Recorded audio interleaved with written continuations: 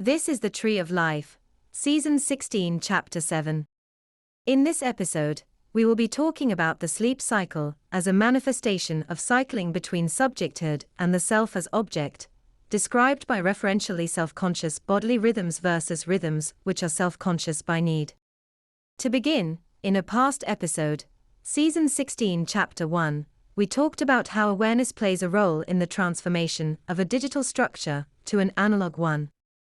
We also talked about how when an impulse is self-conscious by need, that is, when the attention is fixed on the bodily cycle itself, it represents negation, converting a digital structure into an analog one. Whereas, when the attention is fixed on some attentional object, negation of an impulse results in the conversion of an analog structure to a digital one. Now, awareness is merely the cycling of attention between some attentional object and some bodily rhythm or cycle. This cycling likewise is a product of the fluctuation of the sleep cycle between states of wakefulness and sedation. Thus, we see that in the ordinary course, there is a natural cycling between the movement of analog structures to digital ones and back again. This cycling is a product of the fluctuation of the sleep cycle between states of awareness and sedation. Thus, we can see that the phase associated with the awareness or sleep cycle fluctuates throughout the day, or within proximity to sleep itself. Thus, when you first wake up in the morning, the period associated with that awareness cycle is longer. Thus, it is possible to see how in the elongation of phase artificially through a substitution event, one is replicating a specific temporal domain in proximity to the first wakefulness of the day. In Season 16, Chapter 1, we talked about how a negational response to a digital structure, affirming a particular impulse chelates that impulse through substitution of that impulse within an analog structure.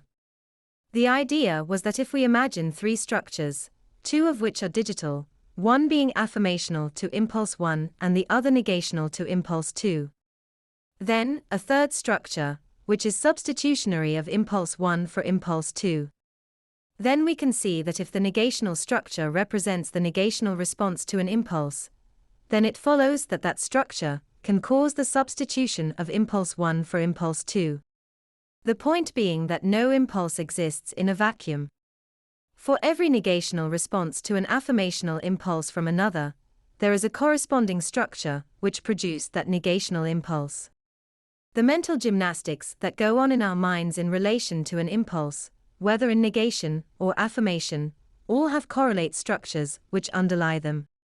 The process by which this occurs is through the cycling of the attention through some attentional object and bodily rhythm which is self-conscious by need. Thus, in attention on the rhythm itself, the digital structure is chelated into an analog structure by virtue of the parallel digital structure which is negational. That's the end of the podcast for today.